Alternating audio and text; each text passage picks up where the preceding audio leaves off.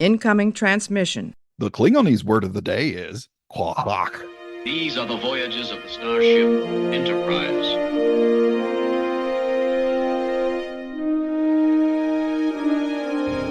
So, this is a huge victory for the good guys. Scotty, beam me up. Resistance is futile. Live long and prosper. Boldly go where no man has gone before.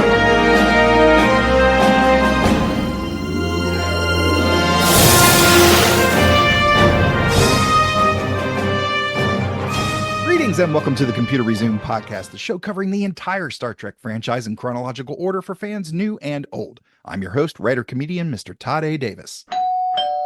From Jamaica to Canada, an actor with credits in film and television, he is Lieutenant William Christopher in 16 episodes of Star Trek Discovery. It's Orville Cummings. Yay! Hey, How you doing, man? I am blessed, man. I'm doing well. It's a beautiful Saturday. Is it Saturday? It is. I lose. I have no track concept time. of time. Yeah. Regardless, it's a beautiful day. I'm here. It's beautiful in Toronto, Canada, where I'm located right now, and Nice. yeah, I'm happy to be here, man. Thanks for having me. Oh yeah. To pull the curtain back a little bit, we ran into each other at Yes, Trek Long Island, that is true. and generally you see a lot of the stars kind of walking around either in their con look, their street look. It's rare to see somebody walking around in a little bit of Star Trek gear, but you were rocking the Delta, you were carrying your Tribble. Yes, I was. Do you consider yourself? Oh yes, there it is. Trouble right here. I don't know what that Klingon word was, but he was shaking over there. And I'm like, hey, it's okay. It's all good. Trek is such a big thing, and of course it's coming up on the 60th anniversary in the not too distant future. Yeah. We're kind of putting the cart before the horse a little bit here, but your overall experience being in the franchise, and it's not like you were just there for like, oh, I'm here for a one-off to kind of do this one thing and then I'm on. You were there for 16 episodes over Yes, I was. multiple seasons. Yeah. What was it like kind of being thrust into that big franchise world, man? First of all, it was a huge blessing on my career and me developing it in my craft Mm. and getting that experience. But like, I'm a huge sci-fi nerd, so Nice. like getting to be a part of a sci-fi show and one as prolific as Star Trek. Oh, I honestly, to be honest, like when I got that role in 2020, Mm-hmm. it was just supposed to be for like 3 episodes, but it kind of like grew into something bigger, which is like for the next 2 years up until 2022, I still didn't believe it was real. I'm like, this is kind of crazy. I'm like, the whole world's in a pandemic. There's a flaming tornado. Half the Amazon forest is being set on fire. Yeah, this is like the most euphoric dream and a nightmare happening. So this is not real. This is not real. Everyone around me is trying to convince me it's real. Bro, you're on Star Trek, and I'm like, are you sure? Because I'm still not sure.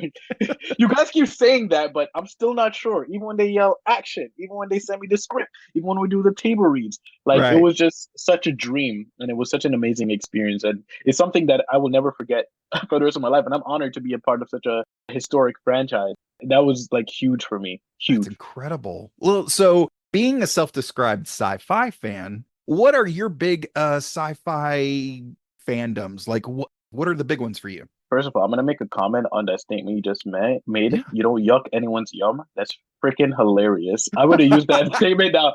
Yo, look, we don't judge anyone. We don't yuck anyone's yum around here. That's freaking hilarious. In terms of Thank you. sci-fi, there's all sorts of medias of sci-fi that I love. I grew up watching sci-fi, Stargate Atlantis.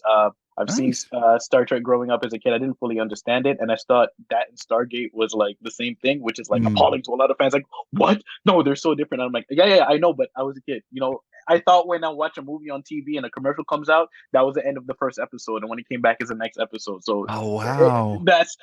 I was fortunate enough growing up in Jamaica to get a lot of the sci-fi channels because we get American television down there, which is better television than Canada. Okay. Yeah. It's more variety. So I watch a lot of Star Wars, Star Trek, Stargate, Atlantis.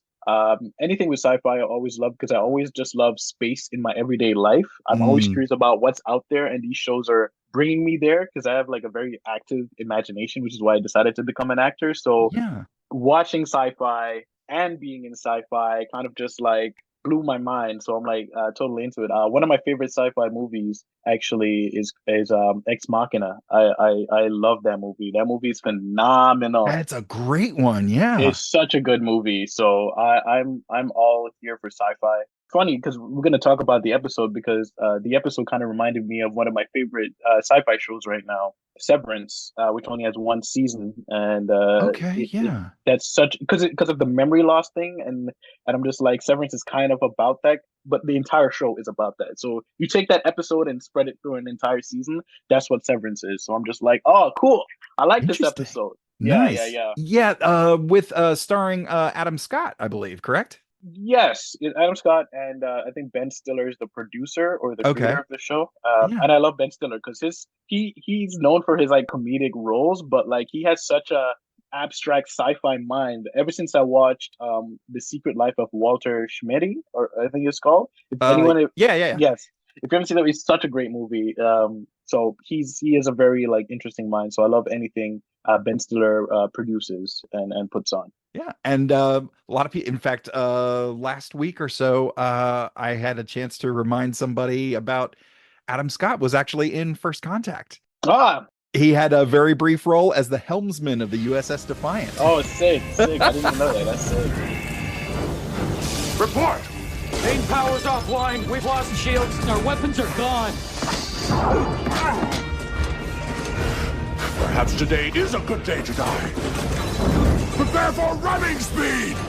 Sir, there's another starship coming in. It's the Enterprise.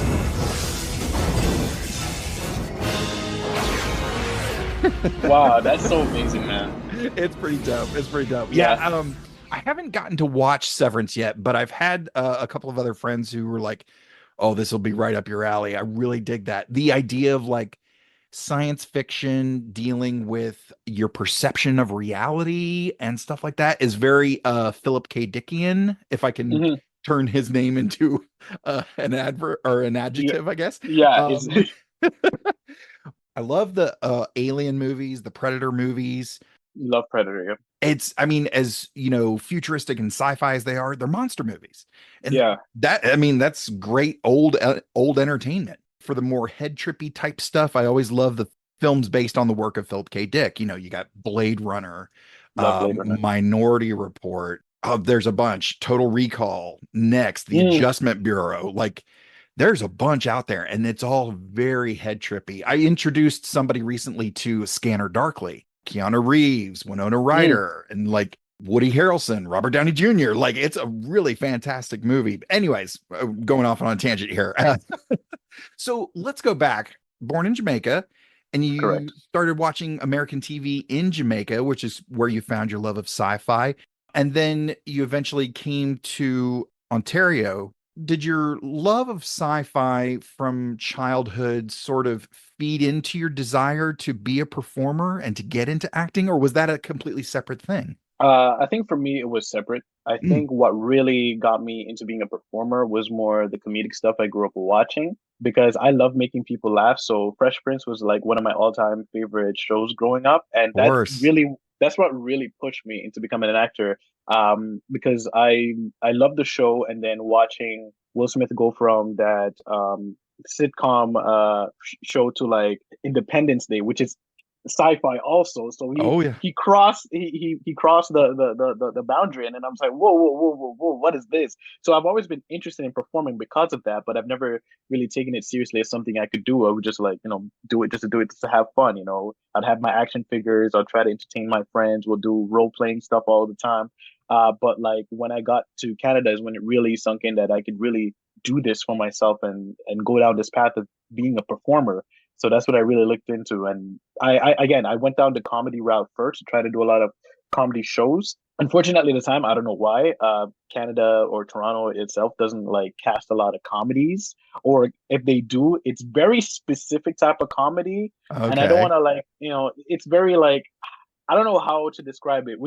I call it It's for the demographic of people is like the Susie, Saskatchewan. So it's very like comedy that's very like rural. And they Okay. don't really shoot that year. They shoot in like Saskatoon and all these other places that I don't even go. So a lot of the stuff here is like drama. So I kind of like went into that in terms of like my training, doing very dramatic acting.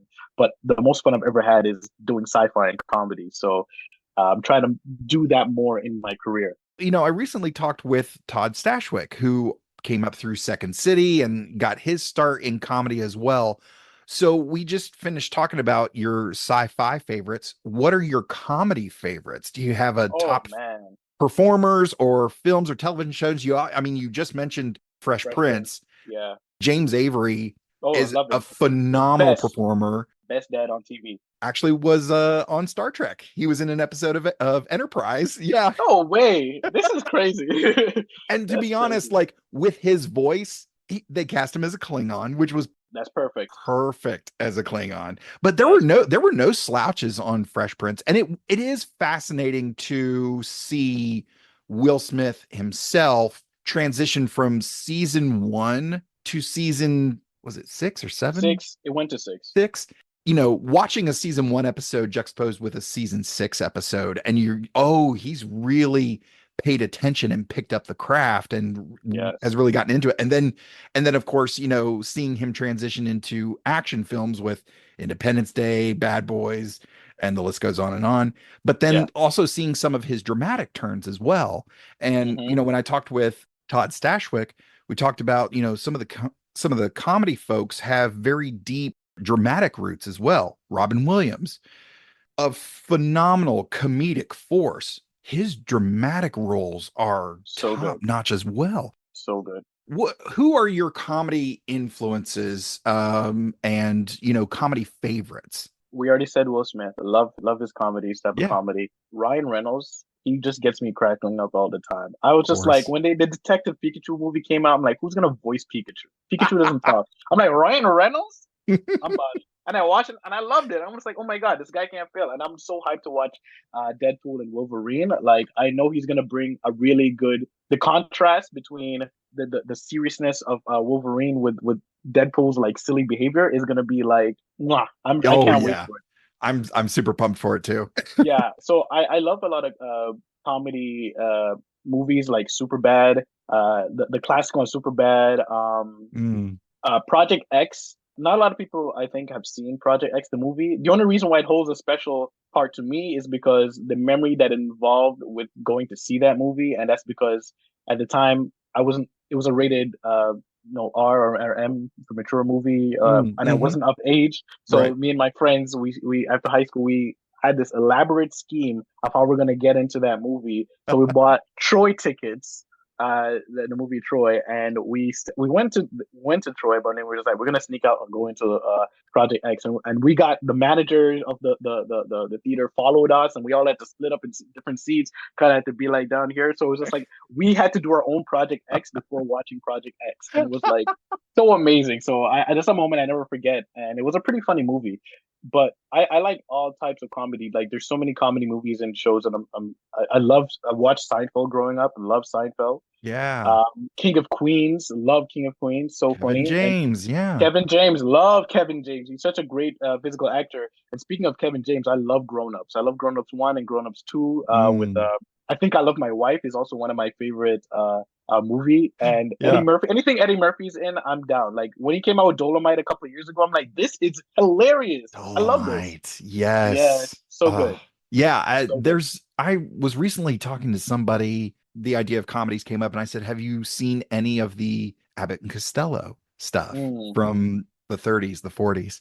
They're like, no. I was just like, give them a watch sometime, because especially because they were with Universal, they did those crossover movies where it was like Abbott and Costello meet Frankenstein, and I love it. yeah, they got the folks in the makeup, and they did this wacky crossover, and they don't really, I mean, not until probably the Marvel stuff did they really start doing those big crossover type things. But they did it with these Universal classic monsters and this legendary comedy team, put them together, and it's like, that shouldn't work, but it does. And it's it's incredible. Highly recommend checking I gotta check that out. Wow. Yeah. I mean, classics. And spoke with Stashwick about John Hughes and the John Hughes movies and, the comedy and what lies underneath the surface of comedy. And I could Hmm. go off about comedy for a long, long time, more than the Yeah. listeners want to endure, I'm sure.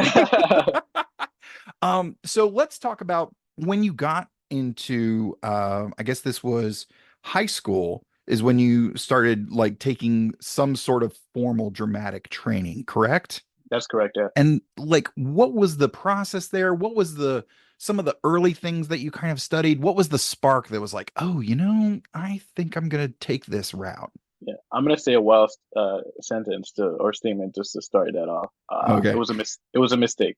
The mistake. This is what the mistake was. I knew I wanted to be a performer deep down, but I didn't know I could be a performer. So what happened was I made a compromise with myself, or I'm just like, I want to be in the entertainment industry, but maybe Mhm. I'll become a director or cinematographer. So that was Okay. like my first goal. So I took in 2010, grade 10, I took the film and TV class, but I was such an aloof teenager. I didn't fully read what the full thing. It was such a long title for a class. I'm like, film and TV, yeah, that's what I want to do. Yeah. Fix these. I'm doing this last minute to put in my courses that I want to take. I get into class and I'm like, where are the films and where are the TVs? What's going on here? And they're just like, oh no, this is acting for film and TV. I'm like, what? Whoa, okay. I like acting, but I'm too shy to go up here and do and perform for you guys. Oh, Fortunately, I had a very inspiring and supportive teacher at the time, and she looked at me because I told her my concerns. I'm like, hey, this is not really what I want to do, but she's just like,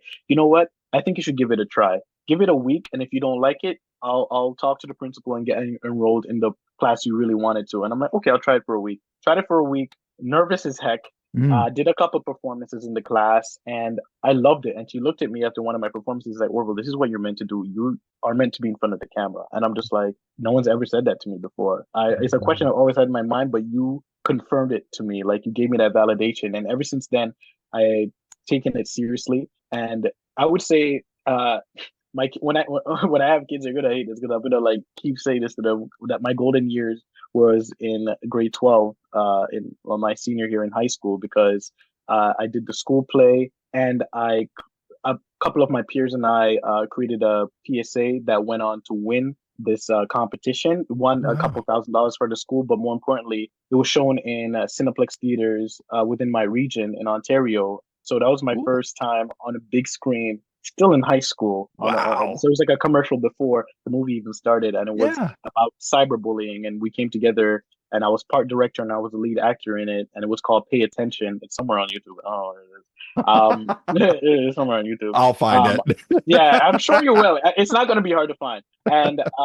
And then a couple of peers of mine in media arts class, we got together and said, we want to, there's so many TVs around school. Why do we have so many flat screen TVs in every hallway? We don't use them. We should do something about that. So we got together, put our heads together, and we created a morning talk show for our high school. And I was the lead anchor. And it was like so wild, me going from grade 9 being the shy, timid kid that doesn't want to talk to anyone, that doesn't want to like perform or do any type of presentations, to being Yeah. all over the school, being the most like loud, expressive person, and it was just such a growth. And the way it made me feel, I was just like, I don't ever want to get rid of this feeling. And so I said, I'm gonna keep doing entertainment after high school, and I did. And well, here I am. Wow. That's incredible. And it's everybody's journey to Trek is very unique. Very, very unique. Nobody just kind of wakes up one day and is just, oh, I'm just on Star Trek. Like there's It's a journey. yeah, very interesting journeys.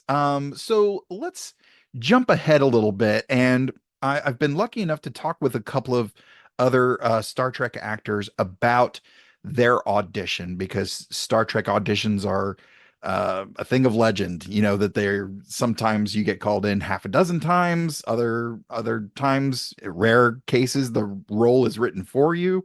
But more often than not, it's a very rigorous audition process. What was your first side that was handed to you, the first audition for Star Trek? Oh man, the first audition. First of all, again, I'm not under the NDA anymore, so I can say this. Ah, Star Trek is very secretive about like knowing that you're auditioning for Star Trek. They make it clear that it's a sci-fi show. But I'm very adamant when it comes to doing research when I'm curious about something. So they gave me a code name, a fake character, but I'm less like, I'm gonna figure out what show this is, because if this is season 4, the show's been going around, which means it exists. I'm gonna find it. So when I discovered it was Star Trek, I was like, whoa, that's kind of crazy. Nice. At the time, I didn't really like know that they had resurrected the franchise with Discovery. So I'm just like, let me watch it and just like get an experience of what the tone they're going for and what they changed from the old generation of Star Trek. And I watched the first season, and I think I binged it in a weekend because it blew me away. I was like, yo,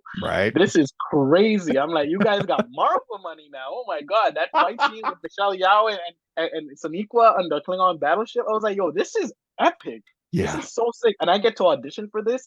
First of all, I'm one of those actors that love auditioning because I love the opportunity to be seen and to show what I could do, just to make an impression. So I was just like, oh man, this is going to be so fun. I went out and I'm just like, oh, let me research all the old Star Trek gear and everything and what each color meant. So I'm just like, yeah. So I'm gonna buy a yellow shirt. You know, the red shirts have a different reputation than they did in Discovery. I believe that people are just like, the red shirts were dying or something. And I'm just like, let's not be a red shirt. Let's be a yellow shirt. I'll mention this later, but like it's so ironic that shirt I bought. So I bought the shirt, the sweater, yellow sweater. The audition I got was it was a human audition side, but they asked me if I was okay with prosthetics because it might be a prosthetic role. I'm like, all right, cool. Did the audition. A week later, I hear back from my agent saying, hey, they actually want you to audition for this too. It doesn't mean that you didn't get the other part. They're still considering you, but they want to see you read for this part. I'm like, all right, cool. It's like, this is a human. I'm like, all right, cool. Did the audition side. It was very similar to the first side. It was probably the next scene after. So I did it. I think another week goes by, and I remember it was on a Wednesday. I don't remember what day, what time, but I knew it was a Wednesday because it was at that time I declared Wednesday as the day, the perfect day. Because almost every Wednesday something good happens to me. So I'm like, Wednesdays are the days. Nice. And I'm like, hey, God, universe, I'll give you until Wednesday to hear about this. If nothing, I'll let it go and I'll move on with my life. Agent calls me in the morning, 11 or something in the afternoon, and said, hey, they actually want to give you an offer. And I'm like, oh, but for which role? It's like the recurring, the human. I'm like, oh, that's huge. Nice. So when I went for my first fitting, again, watching the show, I hadn't caught up on the season 2 or 3 yet. And I was like, I'm just picturing myself wearing that blue costume. I'm looking all dapper and everything. And they didn't have it. I'm just like, what is this? And just like, oh, this is the new costumes that we're doing. And it's the exact same color as the sweater I bought. Same tone, same palette, everything. And I'm like, that is actually crazy. Yeah. It was an amazing experience, but it was like peak COVID times. So like when I got there, like everyone's faces was covered. And I'm just like, oh, I hope everyone knows that it's me and not just some random guy coming here, because just to get in, the security is so tight. Security's like, hey, what are you doing here? It's like, oh, I'm here for Star Trek. Yeah, let me see the email. When are you supposed to be? I'm like, oh my God, I'm getting grilled. And I get there, I'm like, everyone's gonna question me because everyone's like staring at me because I'm just like the fresh new, like a cadet. Yeah. And then when I got there, once I got on the set, everyone know who I was. And I'm like, what? It's like, yeah, we watch your tape. Oh my God, this is your trailer. I'm like, oh, this is so wild. And it was such an amazing experience, but the audition was so fun. I still have the tape to this day because I keep it for my memories. Of course. And it was such a fun tape. I remember I had my iPad and everything, like on the console. The ship was supposed to be exploding. So I'm like, it was such a fun audition. And honestly, in a different timeline, if that role would have went to somebody else, I wouldn't have been disappointed about not getting the role because, again, I love opportunity and I was given the opportunity to audition for Star Trek. And I knew even if I didn't get the role, it wouldn't be my last because it's still going. Right. If it wasn't for Discovery, it would have went out for Strange New Worlds. If it was Strange New Worlds, I probably would have got a voice audition for Prodigy or Lower Decks. So there was no scarcity in like being fit into the Star Trek universe at that time because it was expanding. But I got in at a really great time. Yeah, that's incredible. We've been, as we are on this show covering the entire franchise in chronological order, we hit season 1 and 2 of Discovery, and it's just mind blowing just because there hadn't really been any Star Trek in a while, save for the Kelvin timeline, the J.J. Abrams movies. And it's clear, like, they saw what worked there, what didn't work, and they kind of adapted that into this new generation of Star Trek. And it was such a wonderful celebration of not only Trek, but diversity in front of the camera and behind the camera as well. We were getting new stories. We were getting new takes on this format. The rest of New Trek comes out, and then we get to Strange New Worlds. Now, you being a sci-fi fan, were you there day one when Strange New Worlds dropped? Did you watch Strange New Worlds? What were your thoughts on it? I was not there day one for Strange New Worlds. I was strictly just like, I'm on Discovery. I'm gonna stick with Discovery. Because at the time I had so many shows I was watching at the same time. Like, if I go all in Star Trek, I can't watch anything else because like these shows are mini movies, and I'm like, Yeah. it's a lot of commitment. But once you're in, and it's like it rewards you for the time you put in. Because at the time I was curious about watching Picard, because I'm a huge Patrick Stewart fan, and I'm just like, Yes. I gotta see Picard, and then The Strange New World. I'm like, I want to see Spock. Oh my god, he's my favorite character. Oh, this is crazy. It just kept snowballing with all these shows coming out, and I'm just like, I can't even stop to watch because there's new shows coming out. The Cadets are going to be coming soon. The Section 31 movie is going to be crazy. I'm definitely going to watch that. Oh yeah. Like it, yeah. So I didn't really get to watch much of Strange New Worlds. I've seen snippets of stuff because a lot of my algorithm on Instagram is like sci-fi movies and shows, so I've seen like little bits in there. But I think the Among the Lotus Eaters was the first time I fully sat and watched a Strange New World episode, Nice. and I liked it. I like how similar but different it was than Discovery, Of because there is a huge time gap. course. And again, when I was a kid, I used to watch Star Trek that came on TV all the time, so that was my experience. Yeah, you mentioned your acting teacher being a very reinforcing, encouraging, supportive figure for you in terms of getting into acting. And we've been talking about Anson Mount as Pike and the character of Pike specifically being a builder, and he's a Hmm. builder of his crew. And a builder of his crew in the metaphorical sense of like putting them together, but also building up those crew members, like giving them Hmm. opportunities and stuff like that, and encouraging them in their specific areas. And this is a really fantastic episode because we're seeing a decision that Pike has made. It's coming back to bite him in the ass.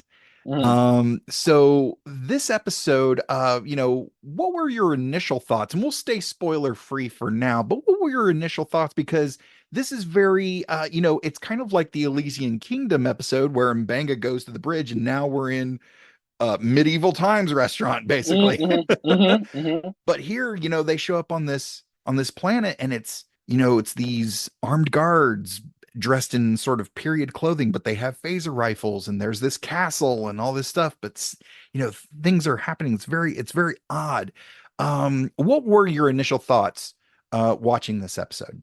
I'll say when I watch TVs and movies now, the one thing I get annoyed about myself is Mm, because I'm in the industry, so I'm not just an avid viewer. I'm not just watching it just for the entertainment. There's so many things I'm looking at. I'm looking at costume design. I'm looking at acting. I'm looking at everything. Not necessarily to judge it, but see what I can learn from it and what I can observe. And the yeah. first thing I observed about the episode was just like Anson Mount. He's a phenomenal actor. I was completely Yeah. drawn into him every time he was on screen. So I'm just like, wow, that's a really good captain. So the characters, I love every character that they have there. So the that particular story for this episode was so interesting because Mhm. again, this was like the first time I sat and fully watched it, and for it to be like almost like a genre bend, almost like between sci-fi and like medieval, and I Yes. love that. Personally, I love that because I'm always like a what if person. So I'm just like, what if in medieval times we had iPhones? Like, what would happen? You know? Yeah. So I'm just like, if medieval knights had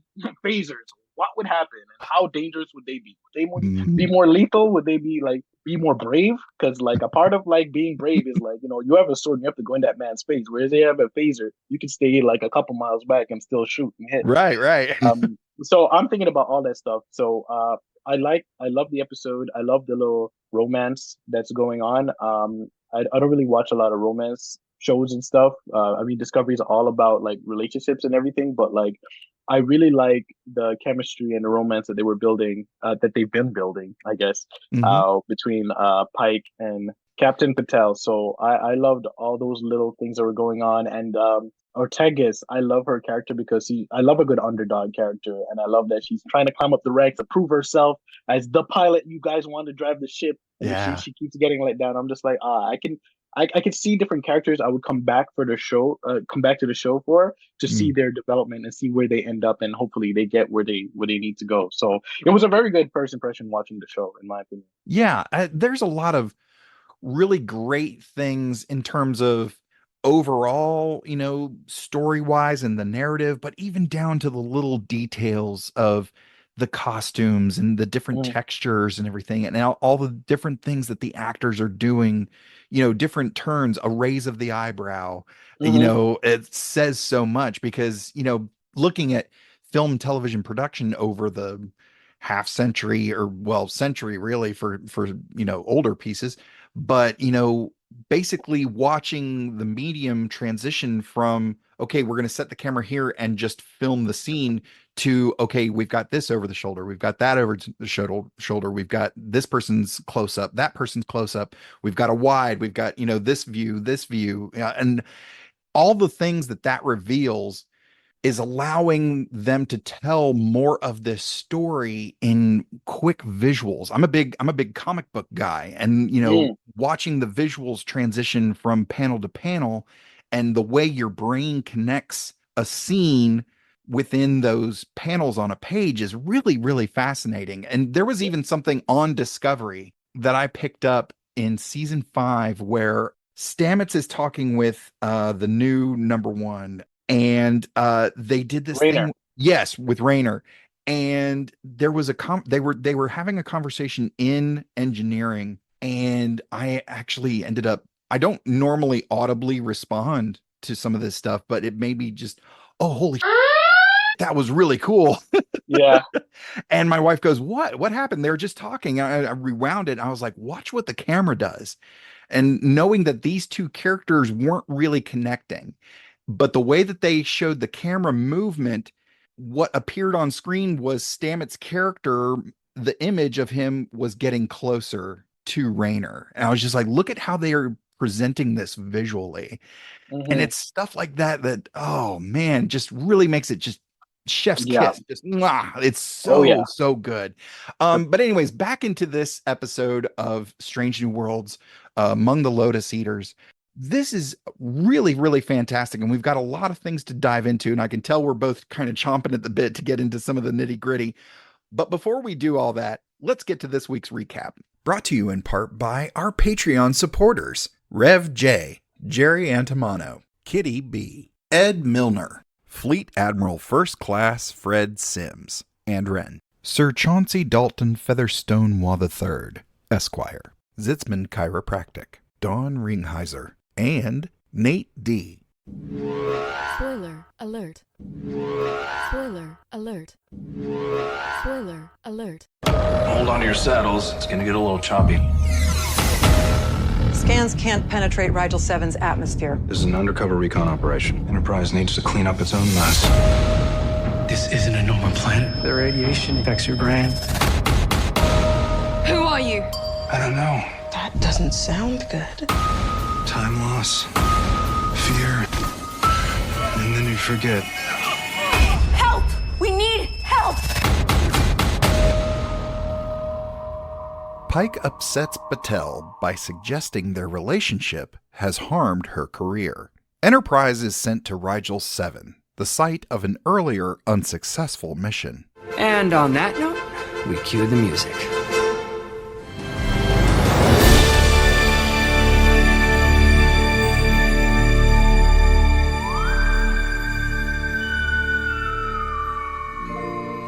Asteroids surrounding the planet emit radiation that makes people forget who they are.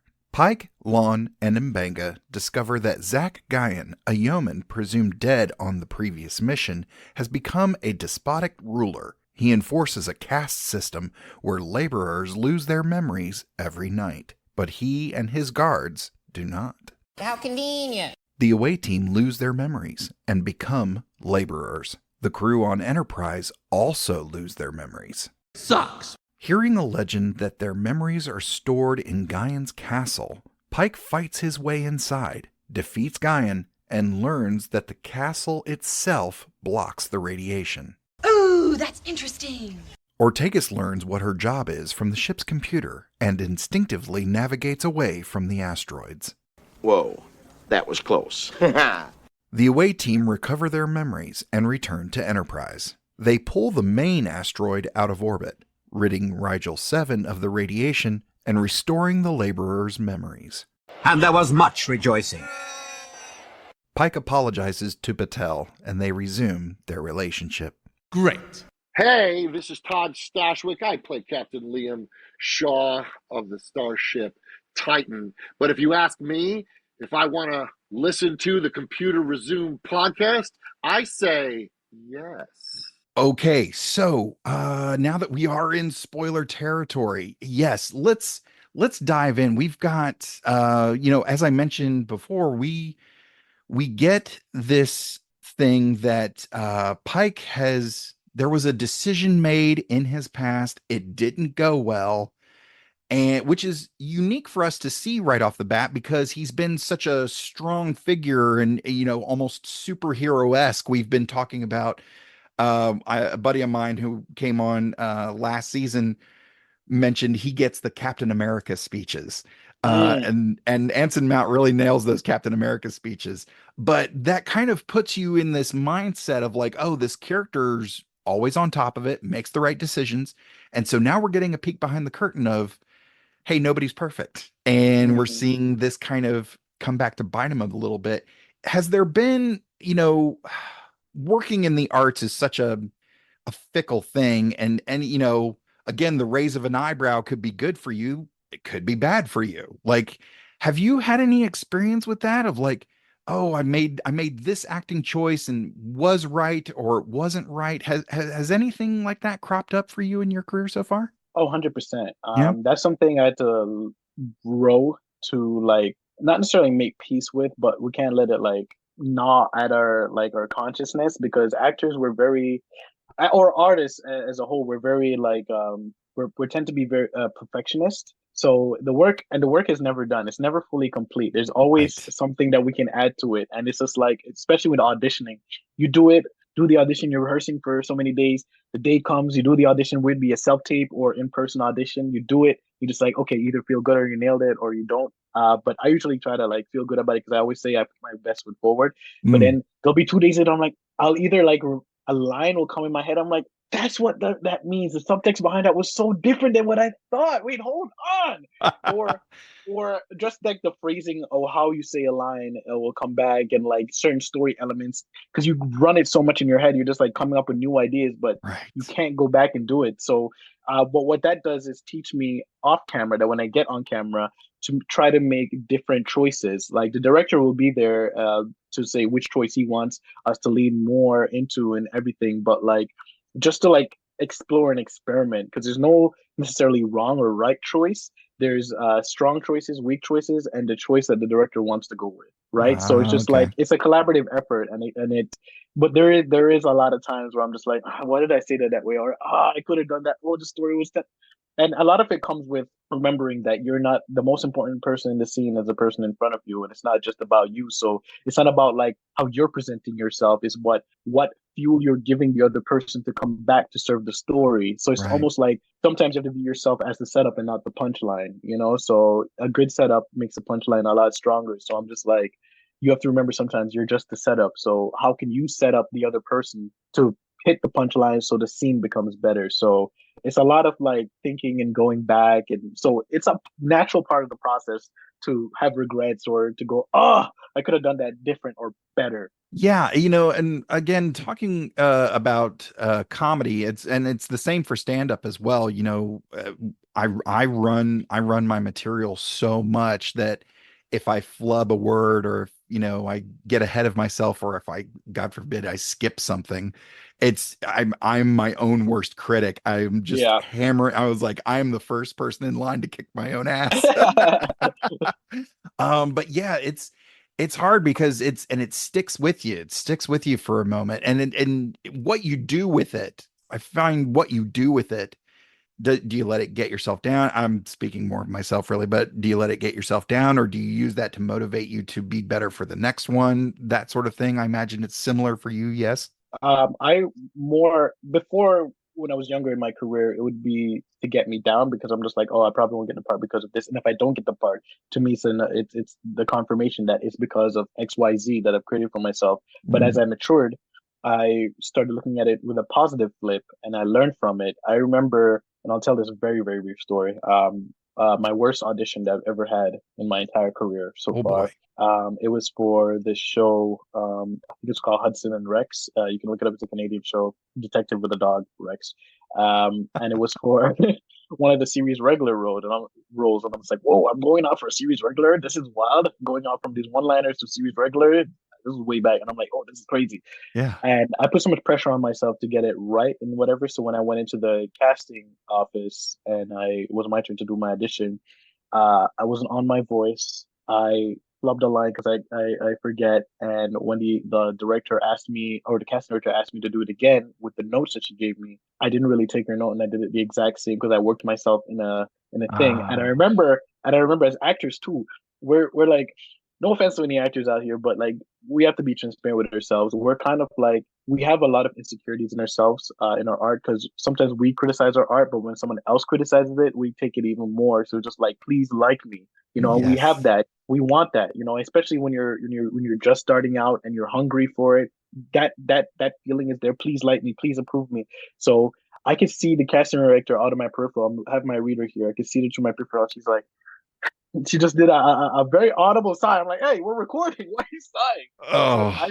So I felt really defeated. And even when it came to my slate at the end, like I didn't even like introducing myself because I'm like, hey, I'm Orville Cummings.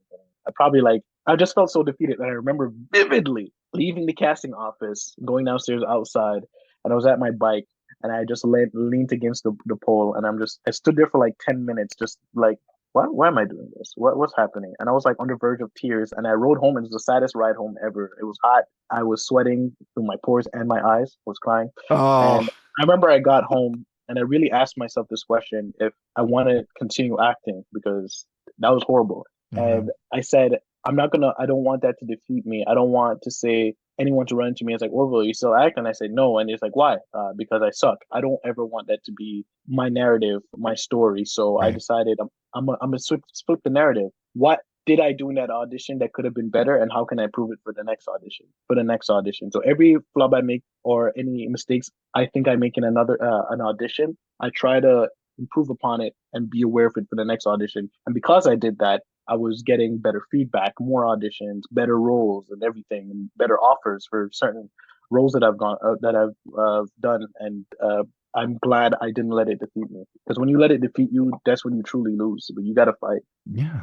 Yeah, you're absolutely right. And so many of the things that you just described, we actually get to see in Ortegas. She's so pumped. She is ready for this mission, and then gets the news of, hey, we need you to fly the ship. That thing that you're really good at, we need you to keep doing that instead of getting to do this thing that you want to do. But yeah, with that, and I think you've done a really great job of explaining kind of how to approach it, but it's in that moment, I know when I have a bad set, okay, let's go to McDonald's, 4 double cheeseburgers, for that immediate kind of like, all right, we've been defeated for the moment. Cheeseburgers. Do you have anything that you do? Is there a ritual? Is there a routine, a good or bad, a post audition ritual to kind of bring yourself back to zero? Yes. I was more adamant with it in the past when auditions were in the room, because then your whole day you have to cancel just to go to this casting office to do the audition. And I remember after every audition I did in the room, there was this place, this Italian restaurant, and I would always treat myself to a meal there. And I would just go down the menus like, you did a good job in your audition, you deserve this. When I didn't do good in the audition, my vice isn't like cheeseburgers or whatever, because that's hilarious. I come back and I'm just like, I don't know why I did this to myself. Like, if I felt bad, I come back and I'm just like, I'm just gonna put on a video game and put it on the hardest difficulty. And every time I die, I'm like, That's how I feel too. That's why I love the Dark Souls franchise because it's so punishing, and I'm like, yep, I deserve that. But now because everything is like self-tape, I kind of reward myself with just doing whatever I want because I'm just like, oh, I feel accomplished because I did this today, and I'll go do my martial arts, I'll go meditate, read a book. So my rewards have kind of like changed. Yeah. In a sense, it's no longer the spaghetti and meatballs that they used to. It's also because that store closed down because of COVID, so I can't even go there if I wanted to. Oh.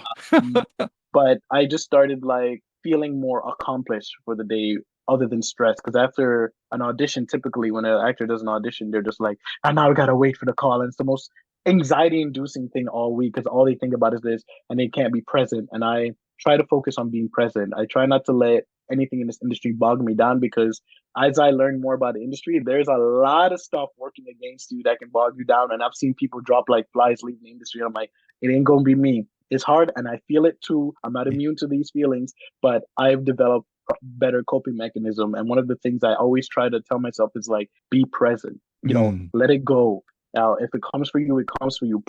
Have the intention to get this role, but just leave it to the powers that be, Right. and oftentimes, it worked out well, but sometimes it doesn't, sometimes maybe good, sometimes maybe, so, so I've just learned to be more present and just to take it day by day and realize that this is a marathon, not a sprint. So once I switched that perspective, it allowed me to be more, I guess, zen and more like focused and grounded in my career.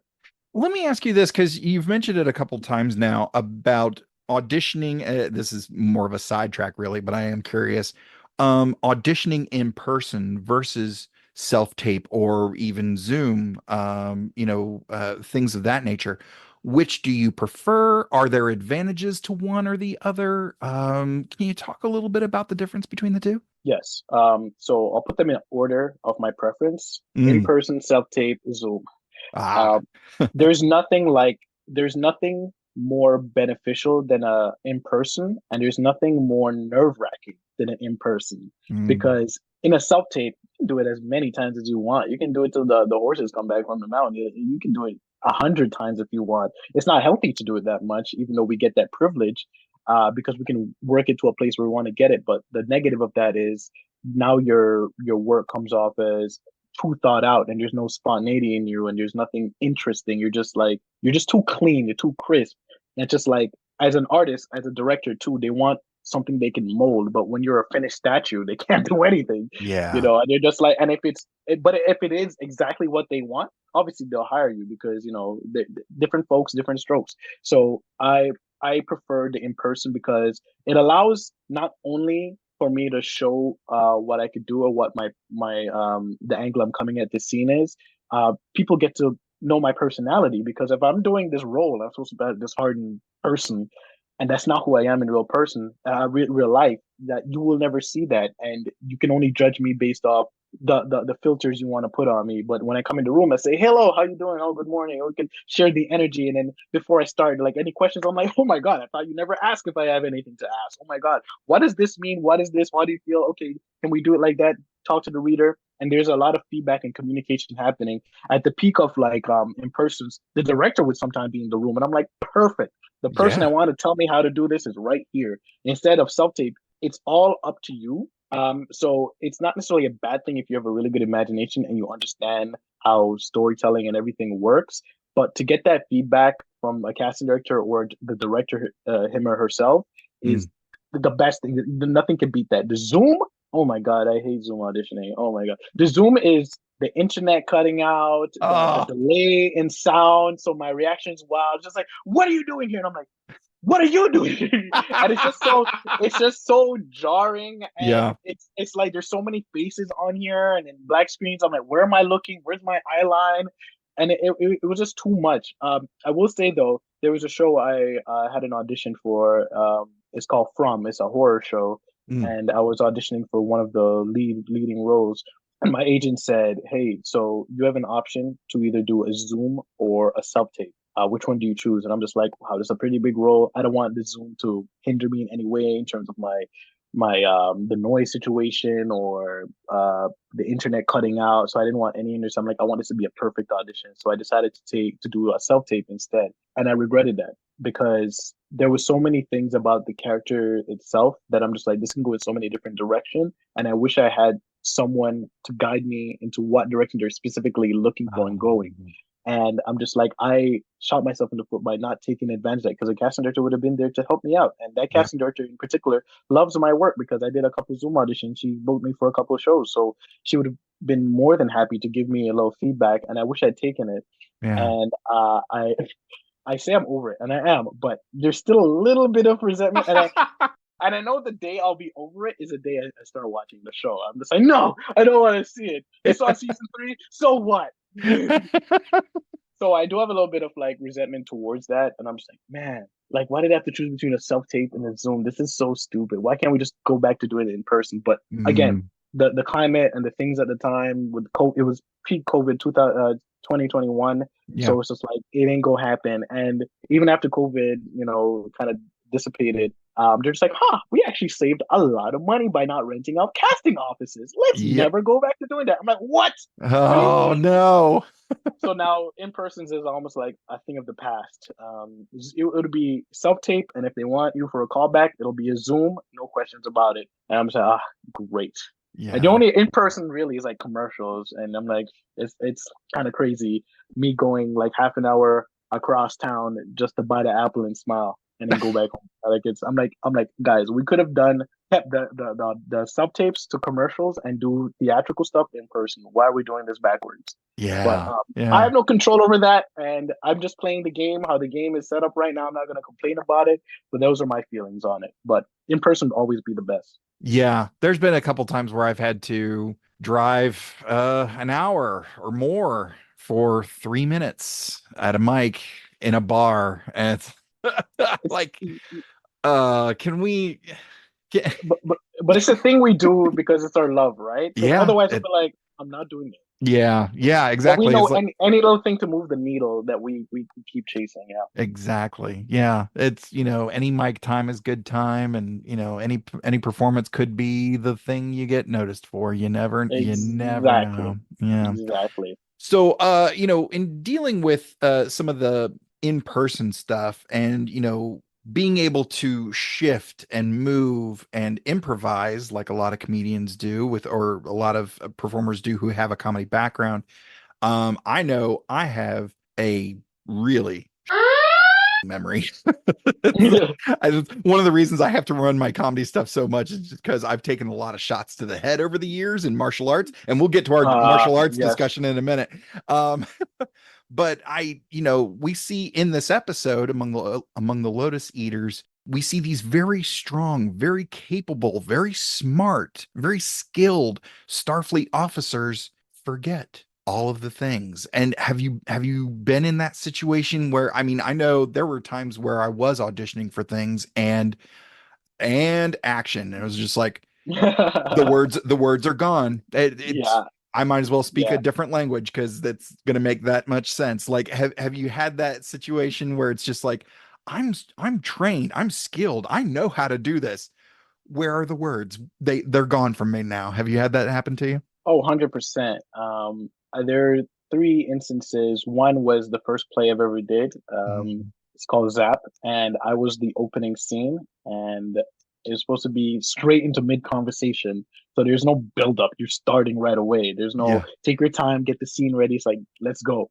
The curtains come up, and I'm there. I'm supposed to be reading a newspaper and complaining about something I'm reading in the news. It comes up, and I'm and the lights come on. I'm like, oh no.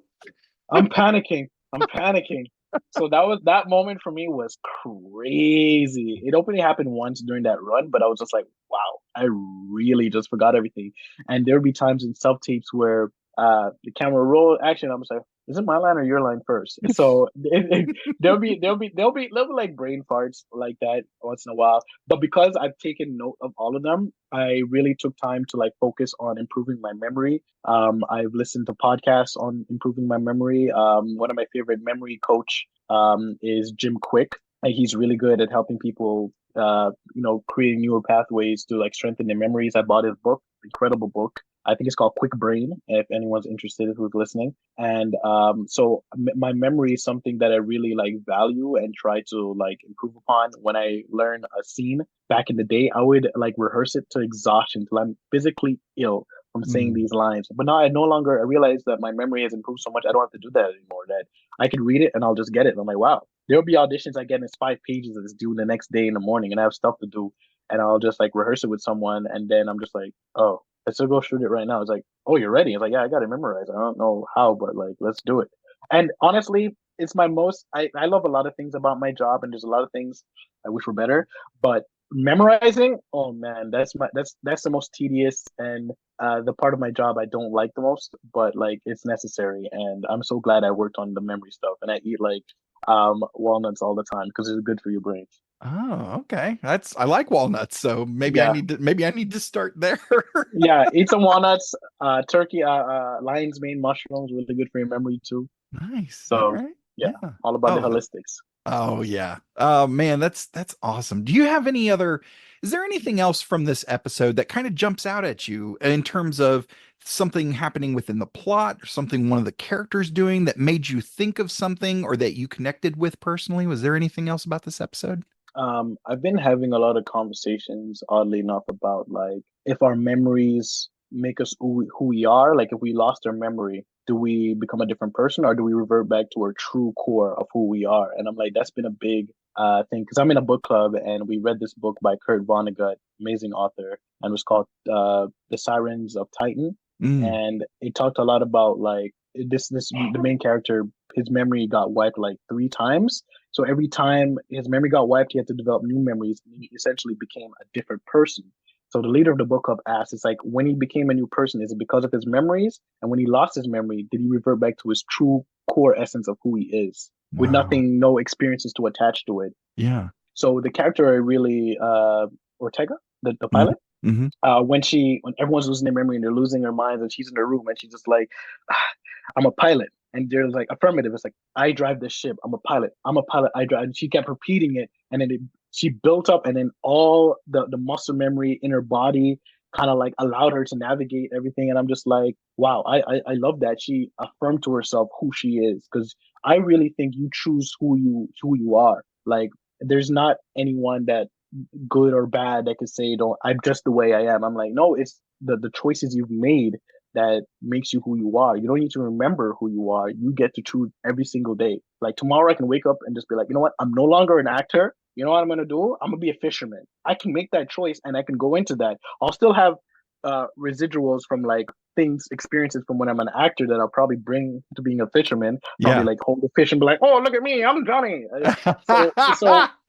So there are certain things when it comes to memory that just gets held in our body because our body does keep the score, but ultimately we get to choose who we are moving forward.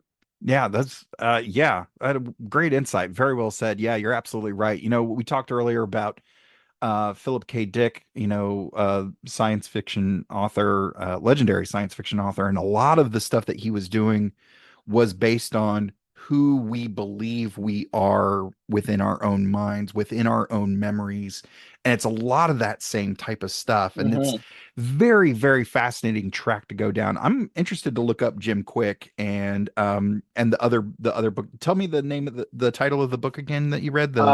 Sirens of Titan. Sirens of Titan. Okay. I'm gonna have to look that up because that sounds like a good read. Yeah, and looking at all of these things, that influence us beyond, we make our own decisions and we do decide who we are, but there are also exterior forces and exterior influences as well, and that's a lot of things coming at us, a lot of sensory input, and a lot of other people as well. And so, as we do every episode, good or bad, we always ask the question, who do we blame? This episode was written by Kirsten Beyer and Davy Perez. Last work for Kirsten Beyer, the legendary Kirsten Beyer, in terms of new Trek. She's been Trek in general. She's been working on Trek for a long time. Kirsten, please, as always, if you hear this, we'd love to talk with you sometime. But her last work in the franchise was Discovery, Season 2, Episode 5, The Saints of Imperfection, which we discussed with the Trek Queen of NYC, Flip Kiki, back on episode 107. And then Davey Perez, his last work in the franchise was Strange New World, Season 1, Episode 9, All Those Who Wander, which we discussed with podcaster Drew Burris back on episode 127. Both of those episodes, really fantastic. Great interviews to go along with them. If you haven't heard them, highly recommend going and checking them out. This episode was directed by Eduardo Sanchez, who was born in Cuba, studied at Montgomery College. One of his early things that he did in his college years was a project called Star Trek Demented. And I didn't find this until late in my research, so I haven't had a chance to watch it. But Star Trek Demented, from what I can tell, is a Star Trek parody of sorts. The entire thing's on YouTube. So I have included a link in the show notes for Star Trek Demented. Please check it out. And I'm going to look for it too. And because I'm curious, I'm always curious about fan-made Star Trek projects. And to let the cat out of the bag a little bit, we are going to cover some of them in the not too distant future.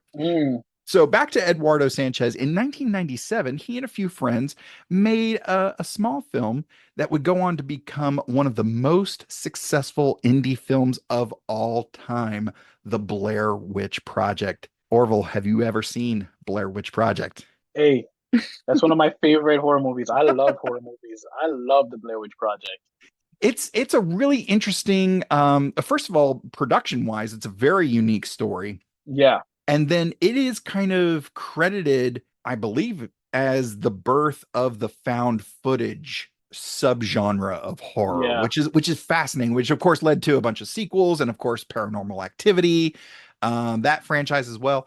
We've talked about sci-fi, we've talked about comedy. Do you have any favorite horror movies? Oh man, I thought you'd never ask. Like seriously, I didn't think you would ask. Oh, okay. So we already said Blair Witch. Love Blair Witch. I love the found footage franchises. So the Blair Witch. Let's go over those. Blair Witch, Paranormal Activity. Love them. And one of my favorite actually is VHS. I love that franchise. If you haven't seen it, it's been on my radar for some time, and I talked about cinematic blind spots. It's one of the ones I just haven't pulled the trigger on yet. You like it? What I love about it is like it almost feels like you're watching an anthology series, like a Black Mirror, because the movie, the story switches. So it's just like these VHS tapes, and you watch one, and it's a horror story. Another one pops in, it's a different horror story. It's all found footage, and they're like every one of them. You watch it. Maybe some of them you're just like, okay, this one's not as good as the last one, but the endings of each always has a great payoff. You're just like, oh, and it ends and it goes to another one. It's like, wait, let's unpack what just happened. We can't just. What do you? So I love that type of horror, and I love The Conjuring, the first Conjuring. Those are good. So I don't remember the if I watched the second Conjuring, but I love The Conjuring. I liked the old 80s slasher movies. Yes. Texas Chainsaw Massacre, Nightmare on Elm Street. I love all those slasher movies. A pretty modern slasher film that I really like is Fear Street. The Fear Street trilogy. That's on Netflix. Okay. A good friend of mine is actually, she's the lead in it, Kiana Medera. And it's a really good, very fun, very nice. It takes place in different like eras. It takes place in the 80s, then the 60s, then the 1800s. So I love that it went through all these ones and it's like all connected. And I'm like, this is such a good trilogy. And there's going to be a new one. Okay, I think I recall hearing about this because the name didn't ring a bell for a second, but you describing it, I think I saw some trailers for it. It looks really, really good. It's really good, and it's based off a series of books. So it's kind of like you would say, like in the vein of like the Stephen King kind of like sagas. This is like the Fear Street saga, and it was really good. And I love Stephen King's work too. I love Thinner. Yeah. I love oh my God, Misery. Love that movie. Oh, Misery makes my ankles hurt just thinking about it. Ankles, oh my God. Catherine Bates kills that role so much. I love her in that film, and so I love all of the Stephen King's, the old It movies and the newer reboots of It, Stranger Things, which I consider more sci-fi than I do horror, but like that's fair. Still into horror, I guess. There's a lot of horrible things happening. So yeah, I could go on and on about horror movies. I always try to watch horror movies. My girlfriend doesn't like horror movies, but I think I got her into it a little bit more. So come October, we're binging all these horror movies, so she better be prepared. Last October, the wife and I sat down and we said, okay, we're going to give ourselves a theme this year because there's so many, and it's just kind of Yeah. like try to watch one or two, try to watch one a day, or try to, watch two, every day on the weekend or something like that. Yeah. It gets a lot. So we tried to narrow it down a little bit, and we said this year we're going to do 90s horror, which there's a lot of really good ones. You're talking Scream. Yes. I know What You Did Last Summer. A lot of people forget Silence of the Lambs was in the Silence of 90s. the Lambs. Yes. Love it. Yeah. A lot of that stuff. I'm a big Evil Dead, Army of Darkness. Love Evil Dead, yeah. Yeah, love those. As I mentioned, Aliens, Predator, and those can tend to lean more towards the action stuff, but like that first Aliens movie, the first Predator movie, had they not shown the ship landing on Earth, it would have been this sort of army action movie that turns into this weird sci-fi horror mystery of like, what is this thing that is killing all these like elite soldiers? There's some great stuff out of the UK and out of England, out of Ireland, some really fantastic horror. Shaun of the Dead. Love Shaun of the Dead. Oh, that's one of my favorite horror movies. Oh, Edgar Wright. Oh my God. Jordan Peele's stuff that he's made. Love that. Bonkers.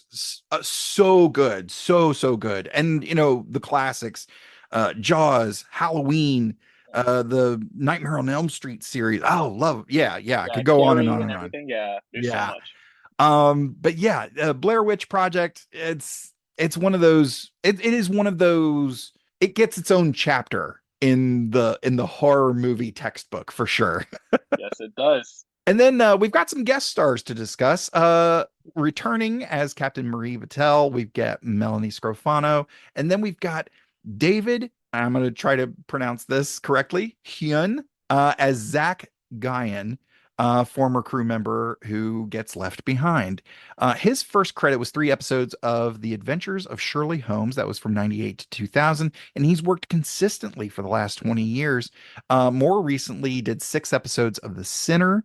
But this is his first appearance in the franchise. And then we've got Reed Birney as Luck. And his first credit was 1 episode of 8 is Enough back in 1979. And his first film was Four Friends in 1981. He's been on all 3 Law and Order shows. He did 16 episodes of What's Your Emergency? That was in 2015. 17 episodes of Netflix's House of Cards from 2013 to 2017. He was in the film Mass in 2021 as Richard, alongside Star Trek alum Jason Isaacs. But this is his first appearance in the franchise as well. Any of those jump out at you? No, after you said that his first credit was in 1979, I was like, whoa. The dude's been This man's working. been acting before I was even born. I don't think my parents met in 79. So I was far from being here. That's so crazy. I got to say, one of the things I love about the Star Trek franchise, and part of the reason I do it here on the show, is you get these day players, these working character actors who come in for an episode.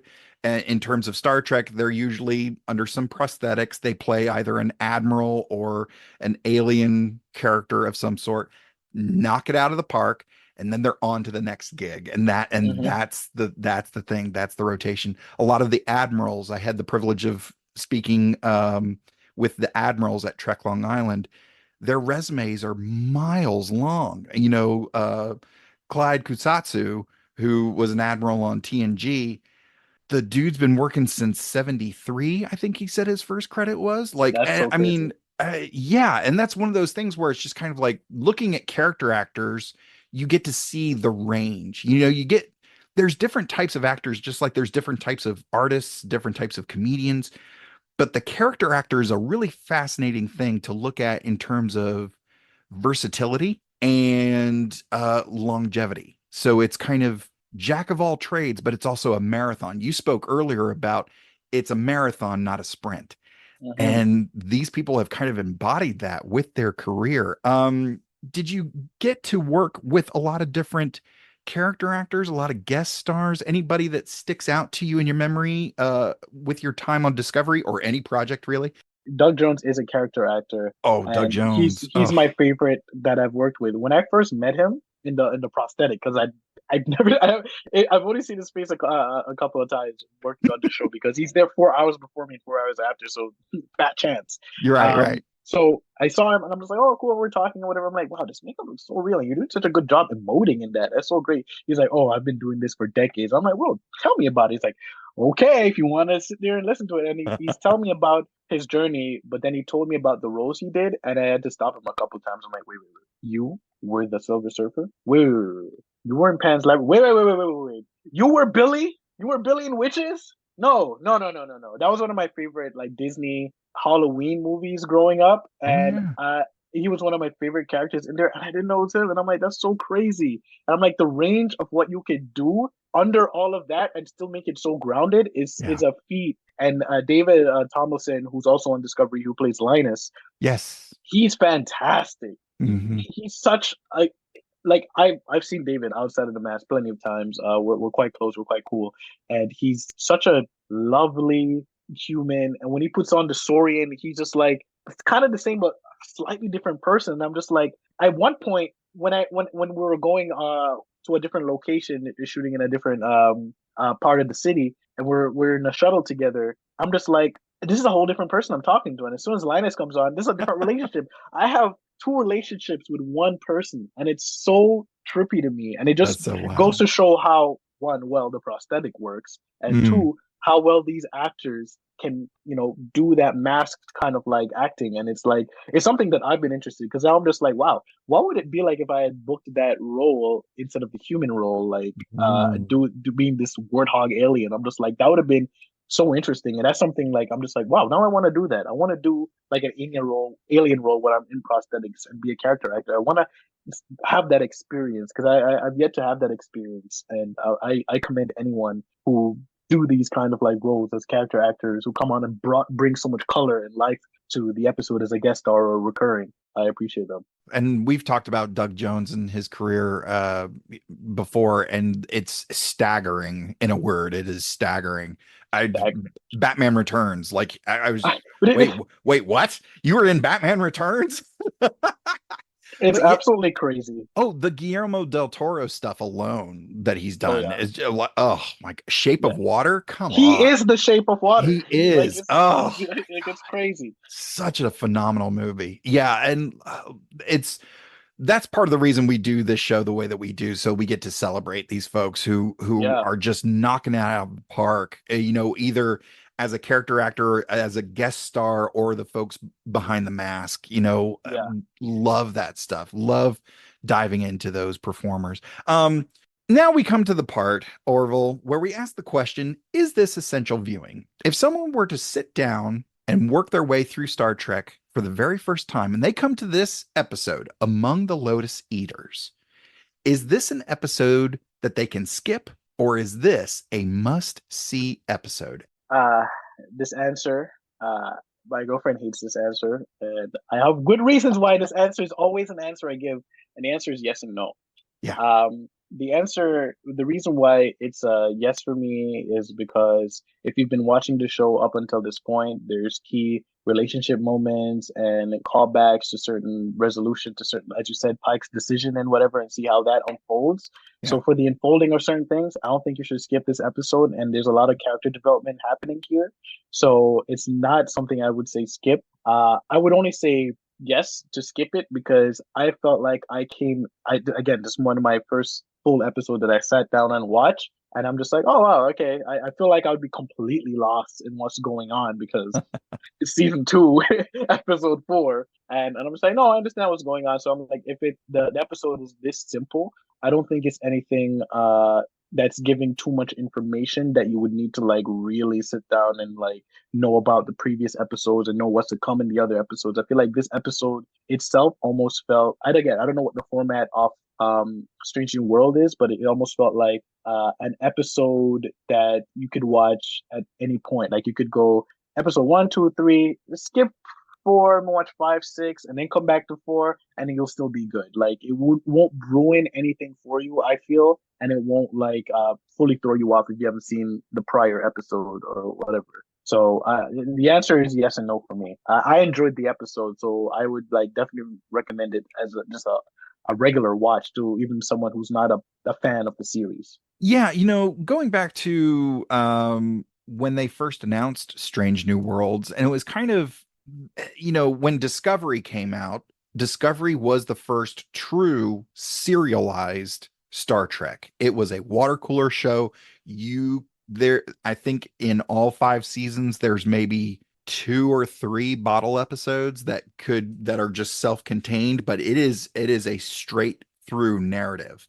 Yeah. And as with any art form, it hits for some people, some folks it doesn't, and that's fine. But I think the powers that be, the controllers, the producers, the executives, heard the fans and said, you know what, with Strange New Worlds, because they made this announcement, with Strange New Worlds, we are going back to an episodic format. But with the caveat that the character arcs are going to be serialized.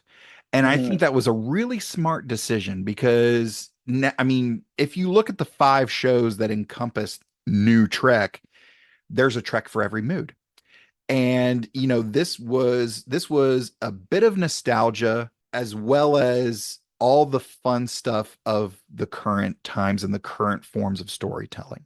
So when it comes to this episode, I absolutely agree. Yes and no.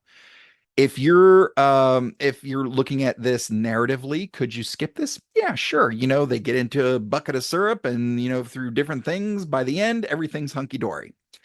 But if you're looking at the character arcs, we get some important insights into who these characters are. Pike, having to deal with a bad call that he made earlier in his career.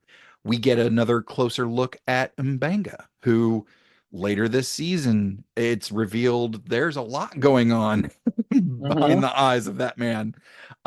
We get a look at Lon, who is always presented as very strong and very ready for the fight.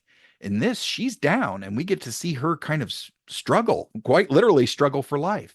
Ortegas, another one who's always ready to go, but gets disappointed, has to stay on the ship, and this very capable war hero pilot gets reduced to what do I do? What do I do? What do I do? Oh, I fly the ship. I fly the ship. I fly the ship. And then it rely on muscle memory. And yeah, so if you're on one of those tracks, if you're following a particular character, yeah, this is essential because we get to see these characters at a weak point. And it's easy to look at narratives, I think, and focus on the strong points of like, oh, here's this thing and they overcame, and then here's this other thing and they overcame, and here's this thing and they overcame. Well, maybe they don't always overcome, and it's important to remember that as people that nobody's perfect. And while Star Trek has always inspired hope, it's not at the expense of humanity. Understanding that we are flawed, understanding that we have things to overcome, that we have areas that we are weak in, that we need to strengthen, is such an important thing. And being able to see characters that we identify with and that we root for go through that too, sort of reaffirms it in ourselves of just kind of like, oh yeah, it's a journey. It's a trek to get there. So Orville, thank you so much for sitting down with me and nerding out for a bit. I hope you had fun. Oh, it's a blast. Do you have any parting thoughts before we go about this episode, about Strange New Worlds as a fan, about Discovery as a cast member, your experience here on the Computer Resume podcast? Any parting thoughts before we go? I completely agree with what you said about Star Trek. I feel like it's one of those shows that, or franchises that always taps into something deeper than what it presents on the surface as just another sci-fi show. Yeah.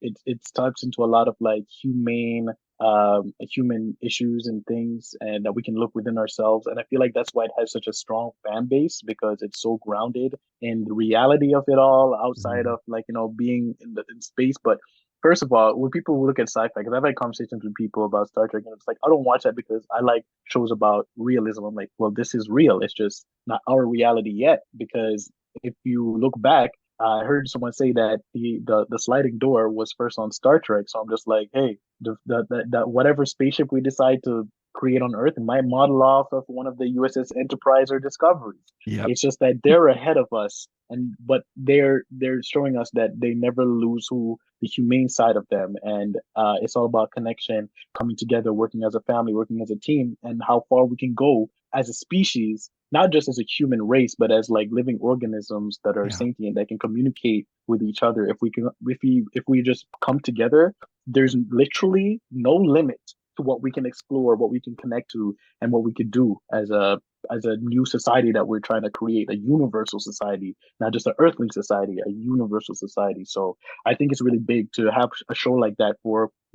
I believe, again, it's not only because I'm a sci-fi nerd, I truly believe that's an inevitable future for us. May not be of our generation, but generations down the line where we decide to go into the stars, we already have like this is going to be a history or tutorial of how to navigate the stars in the future. So this show is important now and in the future. So it's a timeless show. So I'm forever grateful to be a part of this franchise, and for anyone who's been a part of this franchise, for people who have yet to be a part of the franchise, know that there's a space for you here. There's a space for you out there when we reach to that spot. Because I feel like when we reach when we're in the modern day sci-fi and we're all in space and whatever, Star Trek is going to be a history and a reality show. So we just gotta wait for that. But like, super grateful to be a part of the show, and had a lot of fun talking and geeking out about it because, like, I don't know, I talk to a lot of my friends are actors, but they just want to talk about acting, but not like stuff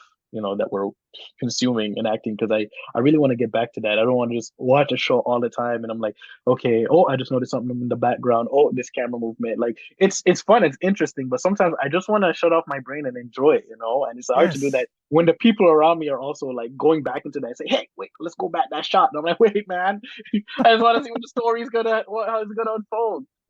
Well, folks, next time we will have another very special guest for Strange New Worlds Season 2, Episode 5, Charades, which is available exclusively on Paramount Plus. And if you want to hear our brief discussion about martial arts, you can sign up to be a Patreon supporter at patreon.com. Search for us, Computer Resume Podcast, on Patreon to get more of this discussion. Orville, where can people see you, meet you? What are you working on? What's coming down the road for you? And where can people enjoy your work out there on the interwebs? If you guys want to reach me, anyone wants to reach me, I'm on Instagram, simply under Orville.Cummings, my full name. I had to put a dot there for a reason because there's another Orville Cummings out there. So you can find me on Instagram with that. I'm fairly active. I post a lot of stretch stuff. I like to have fun with it. And anything career-wise come up, I put them there. So feel free to reach out to me. I'm pretty responsive. I'm the man of the people. So I'm very active. I've got a couple of things coming up. I have a movie that's, I think it's coming on the 16th. I did this movie so long ago and I forgot about it. And then it's by Game Theory Films, if you know that production company, and they're putting out the movie. And I'm like, whoa, I forgot I did this movie. Who do I play again? But it was shot in the pandemic. It's coming out. It's called Doubles with Slight Pepper, about a Trinidadian man coming here to be with his estranged father to help him reopen the doubles business they had in Trinidad. And I play Henry, one of the friends of his, trying to support him, trying to get him to let loose and have fun because he's so serious. His dad's dying and he's just like serious. He's just like, before you go, I need the money. He's like, whoa, man, there's more to life than just like money, and like work on your relationship with your dad. Like, it's a very wholesome movie. And then the contrast of that, I have another movie coming out, looking for a TIFF, a Toronto International Film Festival premiere, called Morningside, and that's based on a true story. It's a drama. A role I've never really done before. I remember one of the PAs from Star Trek Discovery came on, and he's just like, Orville. I'm like, hey, what's up, man? He's just like, whoa, you look different. This is not Lieutenant Christopher. I'm like, yeah, because I had my hair braided and everything. And I don't want to get too much of the story, but like it's based on a true story about an unfortunate event that happened in Scarborough in Ontario, where a mass shooting happened, and it follows the people who went to this event, and you follow their lives. So it's a very character driven movie, and you follow each of these characters. And I'm not gonna ruin anything, but it's a mass shooting, so someone dies, but you just don't know who. So hopefully it's not your favorite character that you've been following around this entire time. But it's a very beautiful film, and I'm super excited for it to air and to premiere in Toronto, and then worldwide international premiere. So that's what I got going on coming up soon. So y'all stay tuned for that. And yeah. Oh yes, and if you want to meet me in person and say what up, I will be at the Star Trek Las Vegas convention. I will be there all days. So if you see me, say what up. Don't be afraid. Don't be shy. Like Todd here, the first I got there 10 minutes. I've been there for 10 minutes. It was, hey, Lieutenant Chris, yeah, I got something for you, huh? Door closes. He goes down in the air. I forgot about that. Yeah. Yeah. I remember. He's like, I got something for you. What do you got? Door gone in the elevator. It was freaking hilarious, but I'm glad you did that, because if you didn't do that or try to connect with me, we wouldn't be here talking, and I wouldn't have received this beautiful D&D spreadsheet you made for me, and I still treasure it. It's framed. I have it framed up, and I truly appreciate it. So, and you see me, don't be afraid to holler at me, come up to me. Just don't yell, because I might get startled, and I know martial arts, so I might hit you in the throat, and I don't want to do that. I don't want to catch a case, and I don't want to, ruin your larynx. So please, just say what up to me. Don't scream, and yeah, and we'll have a good time. We'll have a blast. I'm there in Vegas. We're gonna have a great time, baby. And I am at Mr. Todd A. Davis on all of the socials. From all of us at the Computer Resume podcast, thank you so much for listening, and I'll see you in 10 Forward.